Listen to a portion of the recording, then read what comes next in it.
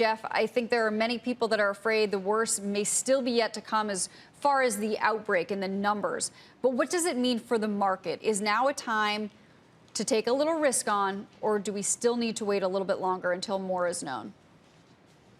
Well, the truth of the matter is you're never going to know exactly where the bottom is in an event like this. I even go back to 2009 when talking to our clients.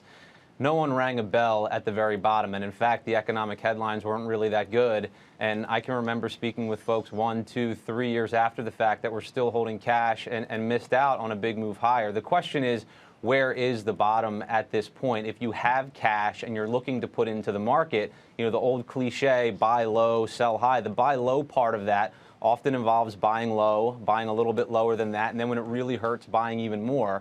So you're never going to be able to time it perfectly. So I think you can look to try to put money to work here in the market, acknowledging the fact that the market can still go lower. My particular point of view is that the market right now is digesting the idea that with all of these event cancellations, with the travel bans, that the probability for a recession is probably higher now than it's been over the past 10 years. So the market's trying to figure out what that means for earnings and where the proper levels are. I've been looking to the credit markets just as an example. There has been a little bit of a decoupling of investment-grade credit spreads, for example, and where the price-to-earnings ratio of the S&P 500 is. At current credit spreads around 300 basis points, that would predict an S&P PE of about 12.5 times. So that's somewhere in the 2100 range for the S&P 500.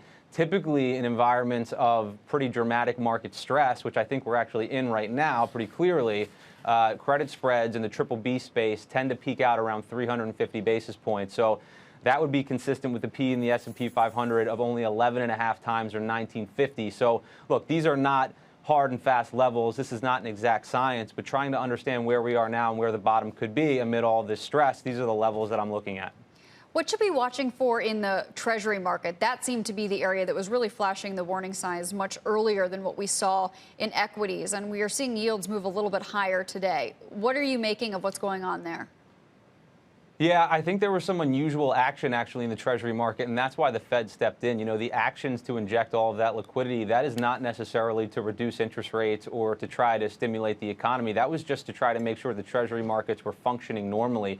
Really what you saw yesterday and the day before was, you know, this really big risk-off moment, but you still had interest rates rising. So it seemed like whether it was banks or margin calls, someone was trying to generate liquidity by selling treasuries, and the demand simply wasn't there. You had the bid-ask spread start to widen a little bit, and rates were actually going up in an environment where you would absolutely expect them to be going down. So to have the Fed step in, you know, you saw the market react kind of knee-jerk yesterday, and it started to go up when that announcement was made.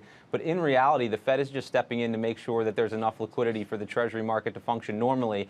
They actually conducted their first 3-month repo operation yesterday. They were offering $500 billion of liquidity in that space. The market only took about 78 billion of that.